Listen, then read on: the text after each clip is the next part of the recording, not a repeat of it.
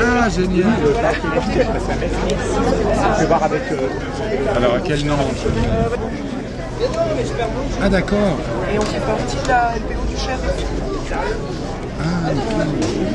Donc Alain Bougrain-Dubourg, vous êtes de retour au Blanc, dans une région qui est chère à la LPO, avec les étangs de Brenne à proximité. Qu'est-ce qui vous séduit particulièrement dans ce festival Chapitre Nature?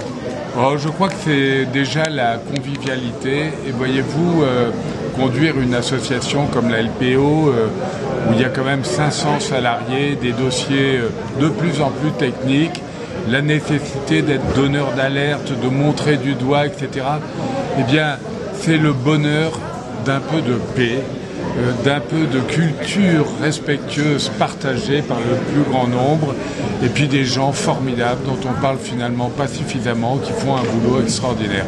Donc là, je viens me ressourcer et partager le bonheur avec eux. Alors vous êtes président de la LPO, à ce titre évidemment vous défendez les oiseaux, mais la biodiversité de manière plus générale. Oui. Vous nous avez dit tout à l'heure, la question est de savoir si la folie va aller plus vite que la raison. Alors à votre avis, est-ce qu'elle va aller plus vite que la raison et comment faire pour l'éviter? Écoutez, j'ose croire que la raison va l'emporter parce qu'il faut toujours avoir une petite flamme d'espoir dans un combat engagé. Je pense qu'on risque de gagner malheureusement parce qu'on réalisera assez rapidement qu'on ne peut pas s'exonérer du vivant qui nous entoure et dont on dépend. Et c'est ça qui va nous amener à revoir nos comportements. Je l'espère. J'espère qu'on va revisiter les questions agricoles, les questions d'aménagement, etc. On est vraiment dans l'urgence. Donc ces questions-là, c'est du domaine plutôt politique. Il y a aussi beaucoup de travail fait par les bénévoles et un travail de sensibilisation auprès des enfants.